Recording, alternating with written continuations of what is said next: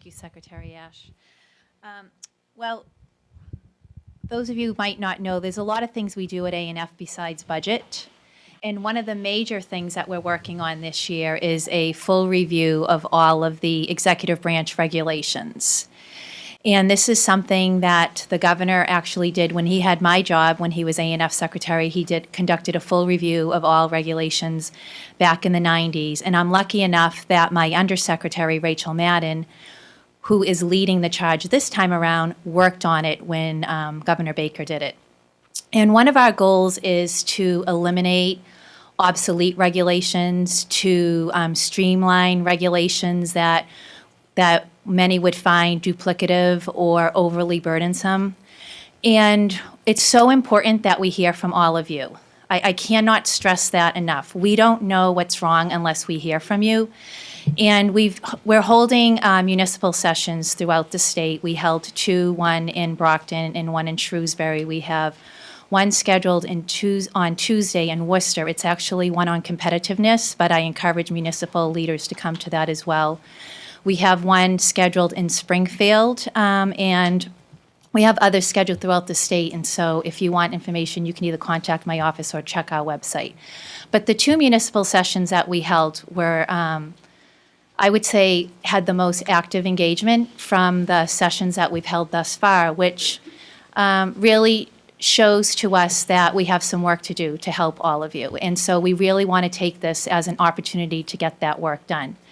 The process, the reg review process will include their secretariats will be responsible for reviewing their own regulations and then providing A&F with a list of regulations that they want to rescind or a list of regulations that they want to modify. Then we have a full team of staff from throughout state government who are actually residing within A&F and who will be responsible for looking at the different regulations. So we'll have a team that Sean Cronin will work on to review all of the municipal regulations. And that's why I tell you it's so important that we hear from you, because that team is going to take all of the feedback that we get from all of you from these listening sessions, from our website, from the comments that you gave to us in the survey, and actually make sure that we addressed all of your concerns. I mean, one of the challenges is that we have regulations that are developed by different agencies, and some, as you know, contradict one another. They duplicate one another.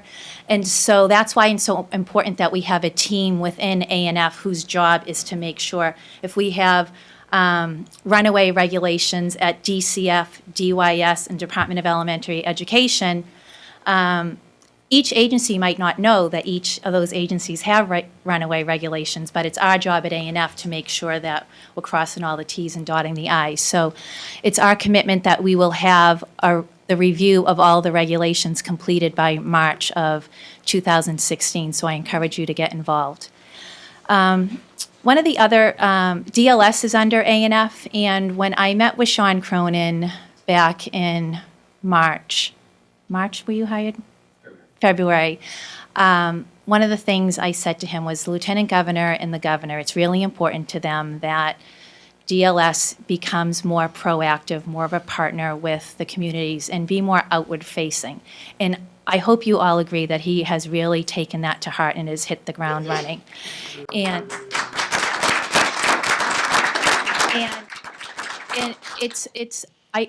we have a different attitude that we don't want to tell you what to do. We want you to tell us how we can make your jobs easier. And in many ways, how he's doing that is through the focusing on technical assistance that his staff is providing to all of you, for those of you who need it.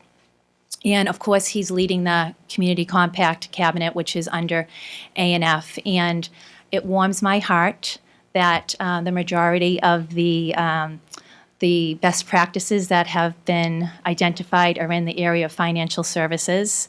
And so I hope that we can continue to work with you in these areas. Of course, A&F is also responsible for funding, and the Lieutenant Governor mentioned that we have made many commitments to cities and towns and different areas of local aid, if not unrestricted local aid, Chapter 70, special education circuit breaker. And so there are many, many increases that we funded in the fiscal year 2016 budget. We have begun development of the fiscal year 2017 budget. We're very early in the process, and we will continue to work with the LGAC and the Mass Municipal Association in further developing our House 2 funding proposals. Thank you.